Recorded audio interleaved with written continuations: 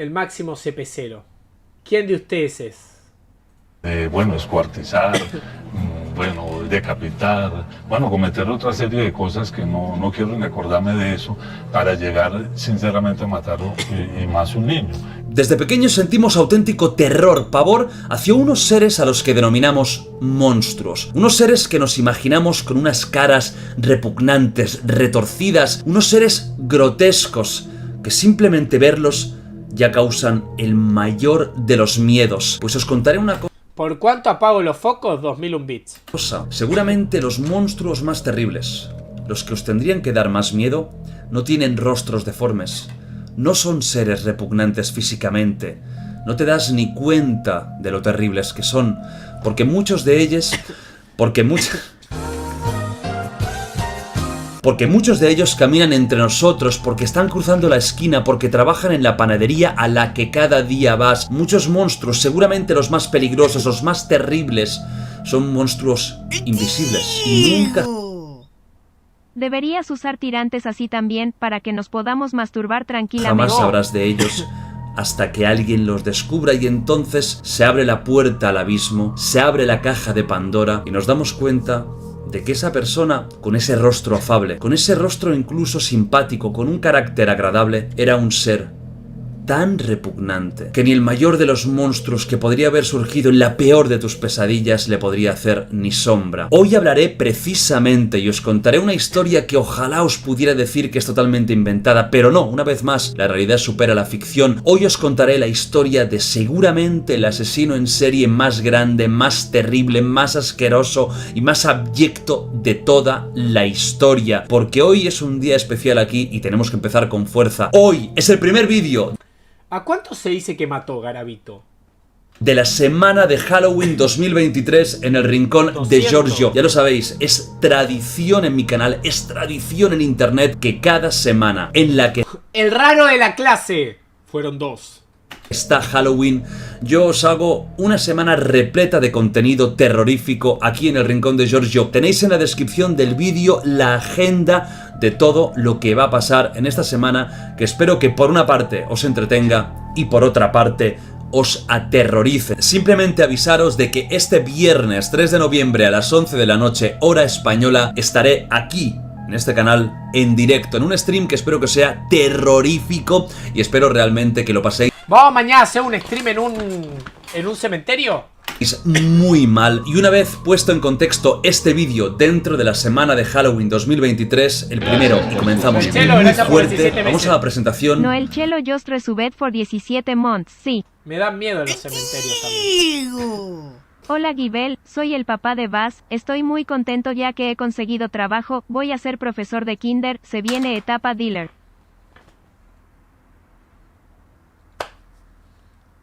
De lo que vamos a hablar hoy. Luis Alfredo Garavito, conocido mundialmente como La Bestia. Si no el peor asesino en serie de toda la historia, está muy cerca de serlo, porque no es que tan solo matara a casi 200 personas que se sepan, yo estoy seguro de que hay muchos más, Es que el problema es ese. Cuando suelen ser tantos crímenes, muchos quedan fuera.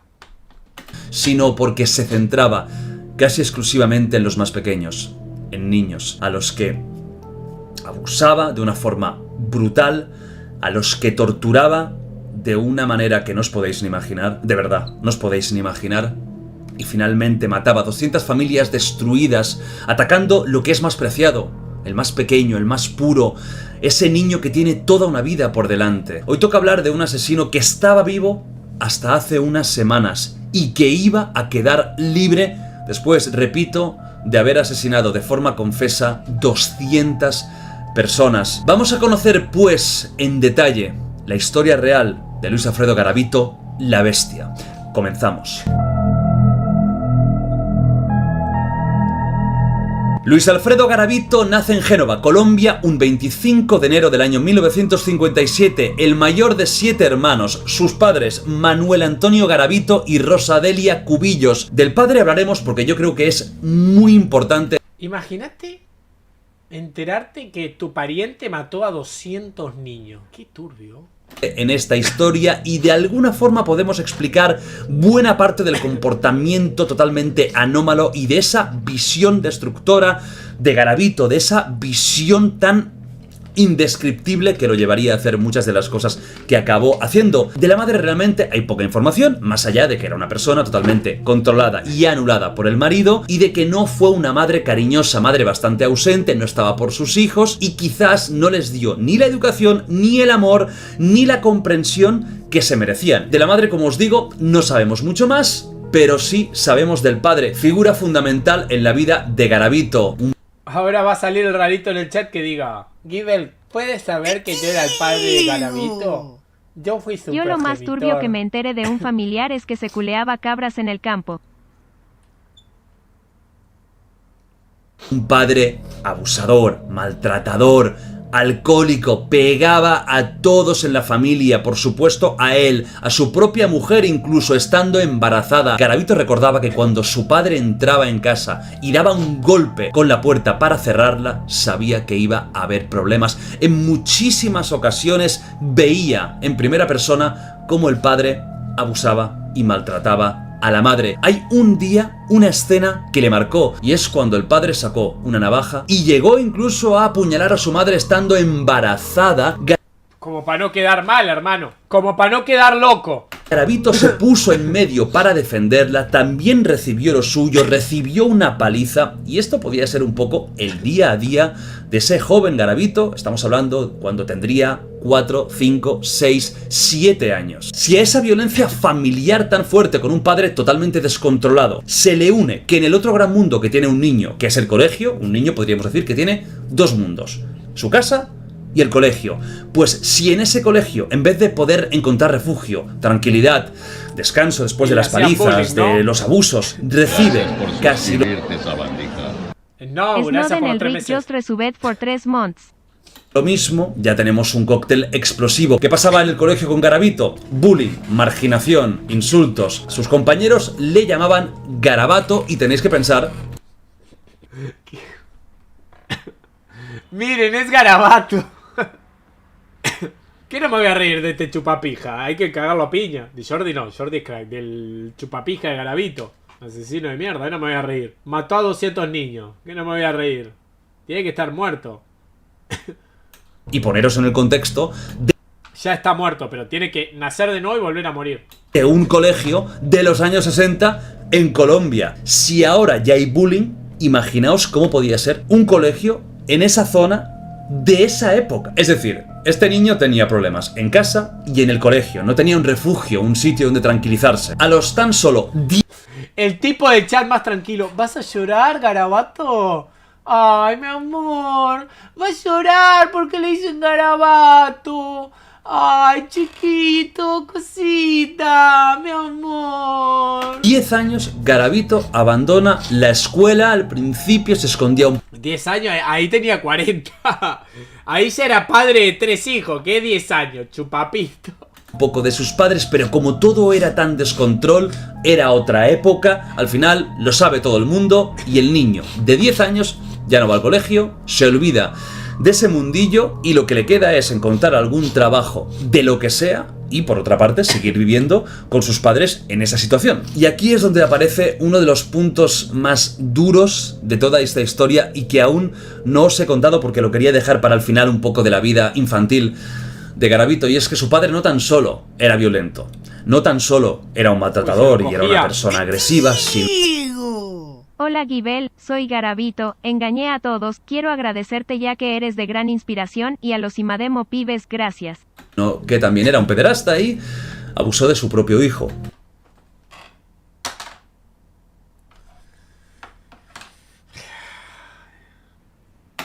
Su padre, fijaos lo que él mismo relataba. Mi papá no dormía con mi mamá, dormía conmigo, él me bañaba.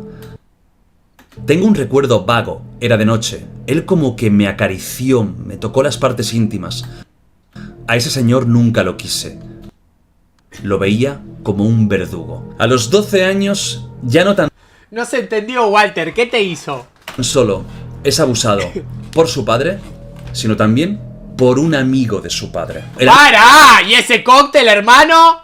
¡Para! Pero te pasó de todo, hermano. ¿Qué te pasó también? Saliste a la calle, te atropelló un auto y el que te atropelló te empezó a coger cuando te vio ahí tirado. ¡Para! El amigo del padre era el dueño de una droguería del pueblo y no tan solo abusó de él de forma sexual, sino también de otras formas. Lo torturaba, lo quemaba, le pegaba, le mordía. Era como si fuera su juguete. Se desconoce si entre el padre y el amigo había algún tipo de transacción, cosa que no me extrañaría, es decir, que el padre sacara un rédito económico vendiendo la carne de su hijo. Es que es una barbaridad de historia, y ya no tan solo por lo que él hizo. Desde luego es injusto. A ver, estoy empezando a pensar que Miura se inspiró en Garavito para hacer a Guts. Si Berserk termina así, Twitter va a tener una explosión gigante. Justificable aún con esto, pero es que todo en esta historia es de locos. Estos abusos por parte de este amigo duran 2 años hasta que la familia se muda a Trujillo, pero ahí con 14 años volvemos a empezar, porque un día que el padre manda a Garavito a comprar en una farmacia, el dueño también acaba abusando de él, cosa... No, acá hay algo raro. Acá hay algo raro. Acá hay algo raro. Gracias por sus... Jaime, gracias por los 18 meses. Jaime AVV1 yo No es normal que todo el mundo te coja el culo, hermano. No es normal que todo el mundo te coja el culo, hermano. No es normal. No es normal. No, pará, hermano, pará. Iba por todos lados y era cogido. que se repetiría en diferentes ocasiones. Tenemos a un niño de tan solo 14 años que lleva años siendo maltratado, pegado y abusado, torturado, cosas que no tendría que pasar ya no ningún ser humano. Su primera chamba. Desde luego ningún niño. El daño en la psique de ese chaval, ya de ese adolescente, estaba totalmente hecho. Desde ese momento, Garavito se empieza a transformar de una víctima a un auténtico verdugo como pocas veces se ha visto en la historia de la humanidad. Avanzamos un poquito y las cosas se ponen aún más creepy si es posible. Garavito empieza a sentir atracción hacia los hombres, pero también hacia los niños más pequeños que él. Recordamos que tiene unos 14-15 años. Y lo peor, hacia sus propios hermanos.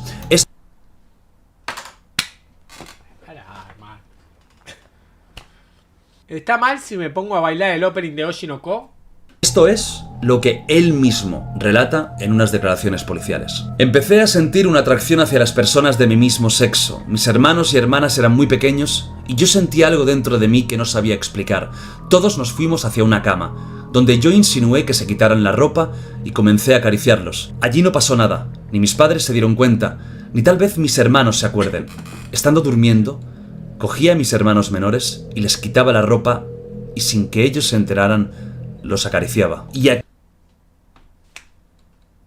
Estaba bravo el garabato. aquí el monstruo que se estaba creando durante estos últimos tiempos ya nace y aún tiene que explotar, pero ya nace. A los 15 años comienza a entrar en el mundo delictivo. Para sobrevivir tiene que robar, pero también empieza a abusar directamente de niños que se encuentra. Ya estamos hablando de que a nivel sexual se activa y empiezan sus primeros crímenes de esa Colombia, de esa época en la que había mucha pobreza, muchos niños desamparados que no tenían familia, o que si tenían familia era una familia de drogadictos desestructurada que no sabían ni dónde estaba su hijo. No te lo creo, Jordi. Droga en Colombia no lo puedo creer. Yo puedo creer muchas cosas, pero que me digas que hay droga en Colombia no te lo puedo creer. Yo la verdad, si me decís que hay droga en Colombia, yo no te lo puedo creer. Estoy empezando a creer que esto es falso.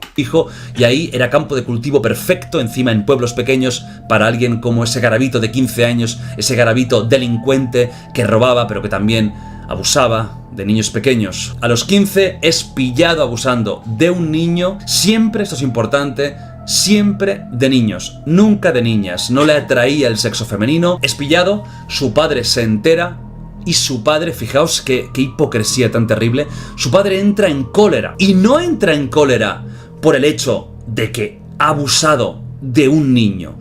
Entra en cólera porque es de un niño varón, de un hombre. Le echa de casa por Imagínate que te salga un hijo puto. conducta homosexual, no por abusador. Y fijaos si aún es hipócrita. Y es que él mismo había abusado de su hijo, de un niño. Él mismo está echando de casa a una persona por hacer cosas que él ha hecho. El padre de Garavito quizás no llegó a matar a 200 personas, pero desde luego es otro monstruo que tendría que haber estado desde el primer día en una celda, si no ejecutado desde el minuto 1, porque estamos hablando de alguien tan horrible que me da hasta asco de contar cosas de este señor. Garavito es expulsado de la familia y ahí tiene que hacer lo que sea para sobrevivir, y en ese Garavito que empieza a ser ya un hombre joven nacen dos grandes vertientes, esos pensamientos indescriptibles de atracción hacia el niño, sumado, y ahí es donde se complica aún más la cosa, a la violencia. Y es que hasta el momento él lo único que había hecho era un abuso sexual, pero le empezaba a cansar eso y empezaba a necesitar algo más que ahora os contaré. Pero por otro lado, descubre la religión cristiana, el catolicismo, y casi se obsesiona con la Biblia, con las Santas Escrituras, va a misa para... Se notó, la verdad, le llegó muy bien los mensajes que transmite la Biblia.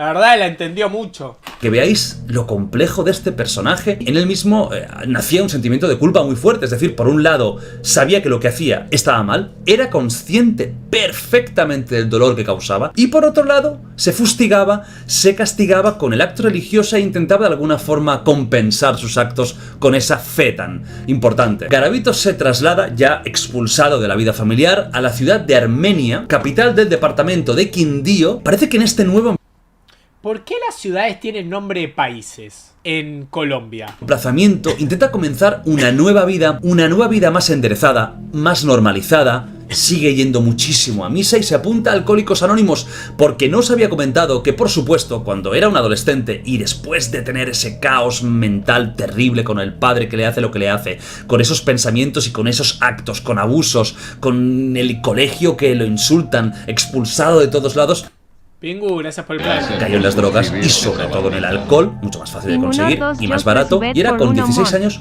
un borracho, con 17 igual, ya cuando tiene esos 18, 19, 20, cuando está en esta nueva localización, intenta solucionar también esto, intenta solucionar tanto los vicios de la droga como los carnales, y sinceramente no consigue ni el uno ni el otro, porque sigue bebiendo, aún yendo a Alcohólicos Anónimos, y sigue con niños. Muchas noches Garavito, cuando estaba en casa, tenía un pensamiento y tenía un impulso, y necesitaba hacer algo, así que se desplazaba hacia un parque llamado el Parque Valencia, y ahí contrataba los servicios de niños que se estaban prostituyendo, niños que estaban en la auténtica miseria, y que de alguna forma les saciaban sus instintos más Los impulsos oscuros se fueron medio a la mierda. asquerosos, así que todo era fachada. Por fuera intentaba dar la apariencia de persona que está reconstruyéndose, dejando atrás esa vida tan loca, pero por dentro seguía siendo el mismo monstruo. Encuentra trabajo en un supermercado y un día trabajando ahí conoce a una mujer. Garavito había tenido poquísimas interacciones con las mujeres. Por una parte, no le atraían, y por otra parte,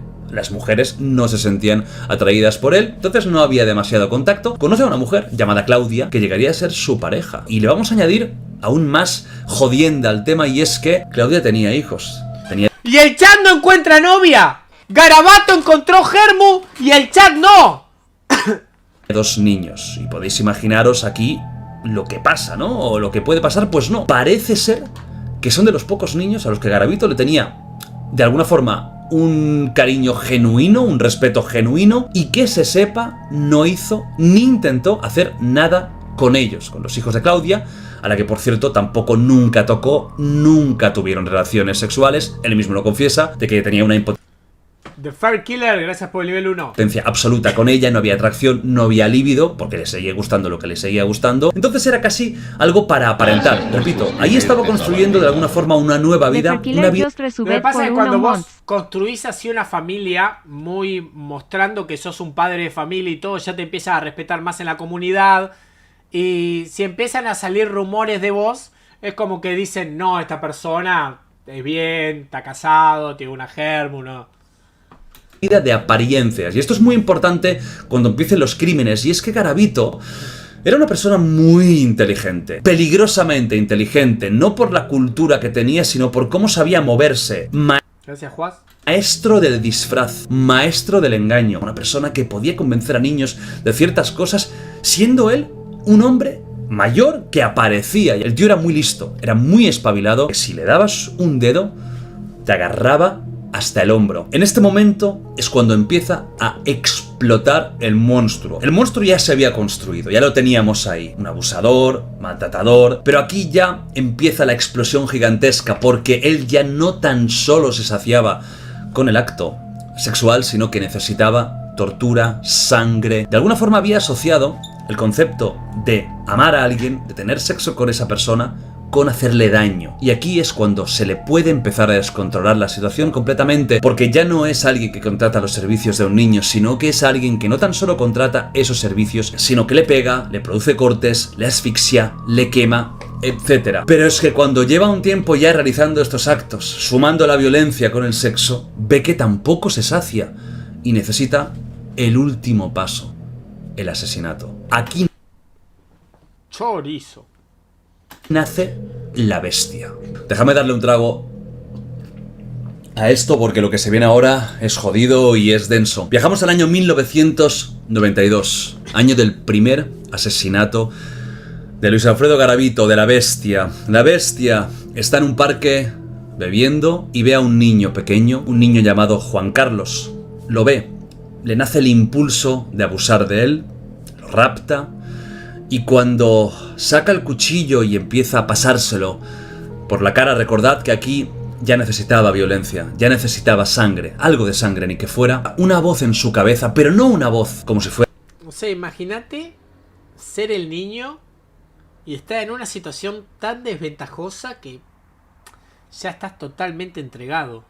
Era una persona con un brote psicótico, otro tipo de voz, quizás una voz más interna, le dice que lo mate porque después de eso van a venir cosas muy buenas. Y os voy a leer literalmente lo que dijo Garavito en una declaración. Me transporté a mi infancia y sentí mucho odio, mas los niños que yo llevaba nunca antes los mataba. Y es allí donde cojo a este menor, empiezo a tasajearlo con una cuchilla y se apodera de mí algo extraño que me decía: mate, que con matar ya venga muchas cosas. Fue así como yo procedí a matarlo. Así fue mi primera muerte.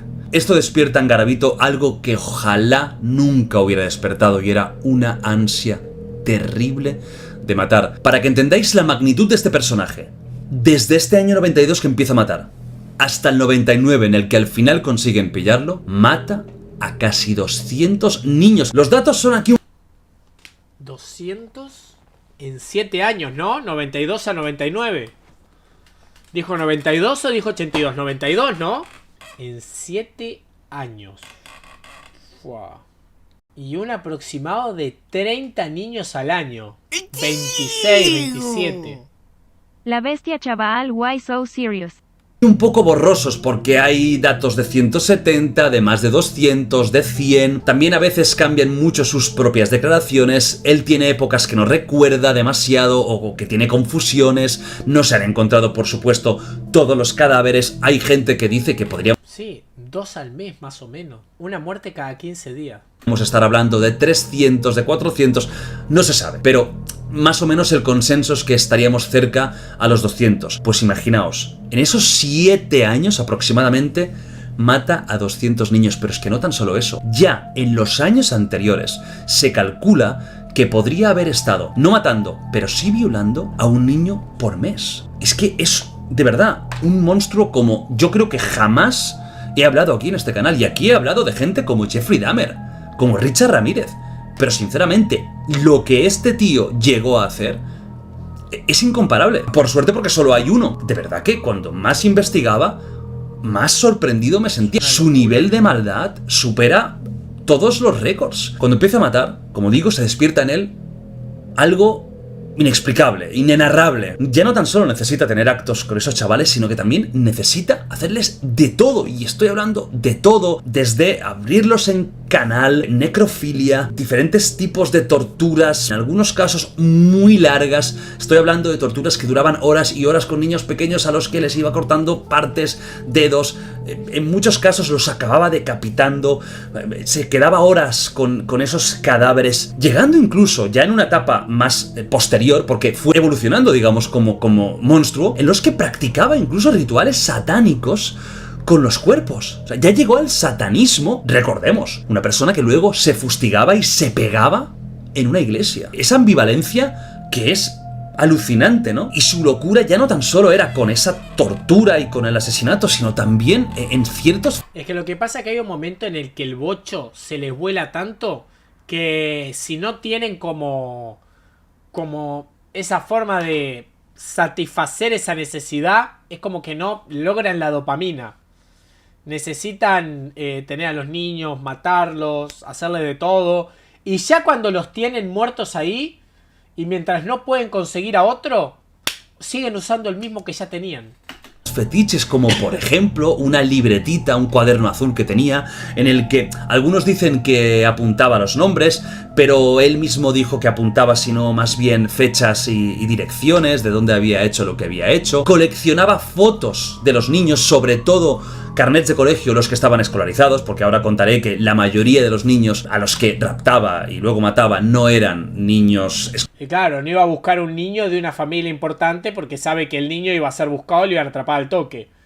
Buscaba seguramente niños que nadie buscaría, que no le importaban, que estaban en la calle y que al toque dice, nadie, desapareció un niño. No le importa. Escolarizados, sino que eran niños. No, Hayato. A mí me gustan ver estas cosas solo. Niños que estaban en la más absoluta pobreza. Regresaba a las escenas donde había secuestrado al niño o donde los había matado, pero no hacía nada más que estar allí, en silencio, observando, recordando, pensando. Era un tío que, como os he dicho antes, de tonto no tenía un pelo. Era súper listo. Y era un genio del mal para hacer lo que tenía que hacer. No era un loco que se presentaba en un sitio... Sabes mucho de esto. Yo estuve un año saliendo con una psicóloga que muchas veces me hablaba de cómo funcionaba la mente de los criminales y todo. Veía a un niño, lo raptaba y a ver qué pasa. No, lo tenía bien estudiado. Sabía perfectamente dónde los tenía que llevar, dónde podía esconderlos. Para que veáis la ambivalencia que tenía este personaje. Hay unas declaraciones suyas que son terroríficas y que explican bastante bien lo complicado y lo complejo de este despojo humano. Fijaos, eso lo hice yo. Sentía placer al hacerle esto a los niños, que aparecían con los intestinos afuera, y así yo parece que me quedaba tranquilo. Claro que pensaba, ese placer fue a costa del dolor de todos estos angelitos. Como digo yo, lo titularía El silencio de los inocentes. Estando matando niños, me vi esa película como 5 veces. El tío se sentía identificado con alguien como el puto Aníbal Lecter del Silencio de los Corderos con lo que estaba haciendo. Aníbal Lecter era alguien muy jodido, pero creo que se queda a la altura del betún si lo comparamos con lo que llegaba a hacer Garavito. En todo caso, Aníbal Lecter en la ficción tendría que haber dicho que se veía reflejado en algo de Garavito y no al revés, porque desde luego uno era mucho peor que el otro. ¿Cómo era el modus operandi de Garavito? Para empezar, era un maestro del disfraz. Sombreros, pelucas, gafas, barbas, mostachos... Bueno, va. A ver, vamos a ser sinceros. Tampoco es el gran cambio. No es como que diga... Veo a este y después veo a este y digo, no lo reconozco. No sé quién sos. No te conozco. Podía pasar por 20 personas diferentes en un simple mes para conseguir sus víctimas. Luego estaba su simpatía natural y su físico poco impresionante. Es decir, no era alguien que tuvieras y que diera miedo. Tenía una voz muy bonita, tenía una forma de hablar pausada, tranquila, que daba confianza, y esto lo podemos ver, por ejemplo, en la entrevista que George Istiaga hizo con Garavito, entrevista maravillosa que yo os recomiendo que veáis, y que luego hablaré de esta entrevista porque me gustaría hacer algo con ella, pero bueno, os voy a pedir también un poco a vosotros opinión, ¿no? Conocía muchos sitios, bosques, claros apartados, arroyos donde nunca había nadie. El tío tenía toda una infraestructura de sitios donde ir completamente apartados, completamente vacíos, que es lo que nos choca quizás a muchos, pero también muchos vivimos en ciudades o en núcleos urbanos, por lo que no estamos acostumbrados a sitios densos de vegetación o sitios en los que hay una cabaña a 20 kilómetros de la siguiente. Pero Colombia tiene muchas zonas así, y el tío investigaba, y el tío miraba, y el tío no era un impulsivo que de primeras ya atacaba, sino que tenía hecha su estrategia para que no lo pillaran. Además, de vez en cuando hablaba con los de Alcohólicos Anónimos, hablaba con psiquiatras, se hacía la víctima. Cuando había sospechas sabía perfectamente engañar y que no pasara nada y que dijeran, este tipo es incapaz de hacer daño a nadie. Pero incluso alguien tan estratégico como él a veces cometía errores. Por ejemplo, un día estaba bebiendo su aperitivo favorito, que era el aperitivo de la corte, vio a un niño, lo engañó y lo llevó pues a una zona más o menos apartada, y cuando quería empezar a hacer maldades olía algo raro, muy mal, muy fuerte. Pues resulta que en ese mismo sitio ya había matado a varios niños y estaban ahí sus cadáveres, y no se había dado cuenta o no se había acordado de que en esa zona ya había ido más de una vez y que ese mal olor eran los cadáveres, que seguramente no estarían enterrados a mucha profundidad. De hecho, uno de los olores más fuertes que existen y más desagradables es el olor a descomposición humana. Es un olor que las personas que por desgracia han tenido que vivir situaciones en las que lo han tenido cerca, todo el mundo dice que es horrible. Y pensar que Jeffrey Dahmer en su casa tenía restos de seres humanos descomponiéndose ahí y los vecinos olían eso. Eran arcadas y que las primeras veces es muy jodido de aguantar. Pues Garavito empezó a notar ese olor porque era una zona en la que ya había llevado a gente. Es que mataba mucho. Es que su nivel de asesino en serie casi nunca se ha visto. La gran mayoría de crímenes de Garavito fueron en Colombia, aunque él mismo ha reconocido que también actuó en Ecuador y en Venezuela, y no sabemos si en algún otro país, pero que él haya reconocido Colombia, Ecuador y Venezuela. ¿Cuál era el perfil de las víctimas de Garavito? Pues eran niños, todos varones, de entre unos 6 y 13 años aproximadamente, que fueran agraciados físicamente, y muchos de ellos eran muy... Agraciado físicamente, tenés que ser un hijo de puta. Me voy a echar un meo. ¿Me esperan que me voy a echar un meo? Ya vengo.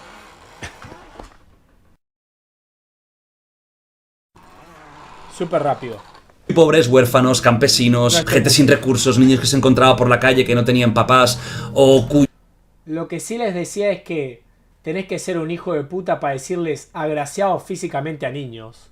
Tenés que ser un hijo de puta. cuyos padres tenían una situación muy complicada, niños a los que podía comprar, no tan solo a nivel de prostitución, sino también a nivel de, oye, si te doy esto, te voy a enseñar algo que te puedo comprar, vender. Les metía películas, les ofrecía negocios, pequeñas historias para que le acompañara a un sitio que tenía algo muy especial, que se lo iba a regalar. Al final los convencía y luego hacía lo que hacía. Casi todas sus víctimas fueron de este perfil. Sí que es cierto que están documentados 6 adolescentes de entre 14 y 16 años, que no sabemos si es porque tenían un físico más infantilizado, porque su ansia era imparable y son los primeros que encontraron, pero la gran mayoría eran más pequeños, ya os digo, entre 6 y aproximadamente 13 años. De todos los niños a los que atacó, tan solo 2 que se sepa consiguieron escapar con vida. Tan solo 2, que es un porcentaje bajísimo, así que su fiabilidad cuando atacaba era gigantesca, y también la seguridad de que cuando agarraba a un niño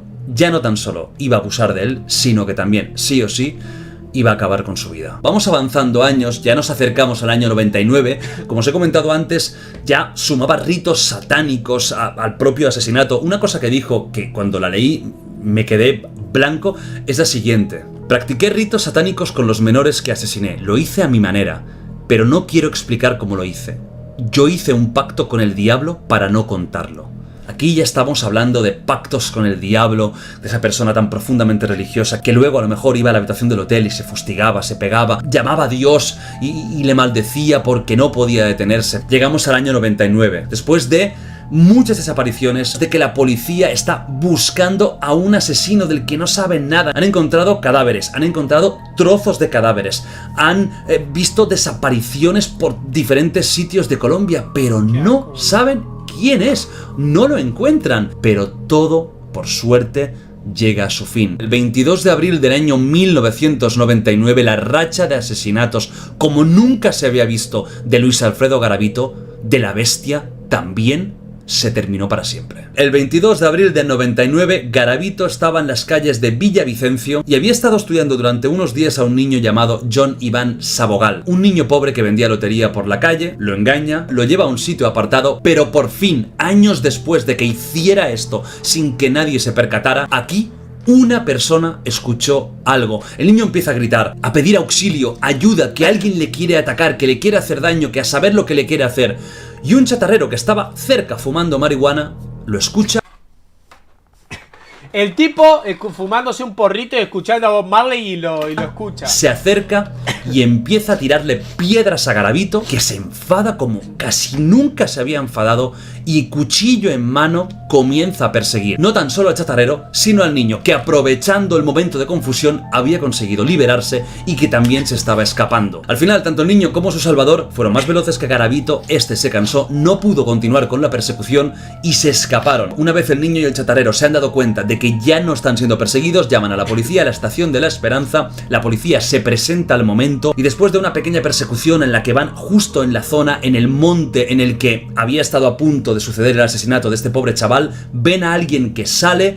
Ese alguien se identifica con un nombre que por supuesto no es Luis Alfredo Garavito, porque además de cambiarse la apariencia tenía decenas, cientos de nombres falsos. Se identifica con otro nombre, el niño lo ve y dice que es él el que le iba a violar. Lo atrapan y aquí termina de una puta vez esta fechoría y esta cadena de crímenes, asesinatos, violaciones como nunca se había visto, y por fin la bestia acaba en la cárcel. Por supuesto, el juicio, la detención es extremadamente mediático. Si quitamos a los narcos, seguramente es el caso criminológico más mediático de la historia de Colombia. Es que estamos hablando de seguramente el mayor asesino en serie en cuanto a número de asesinatos de la historia moderna, y que nosotros tengamos datos. Garavito en febrero del año 2000 es condenado a 1853 años. Condena justa. Condena justa, creo que está bien. 1853 años.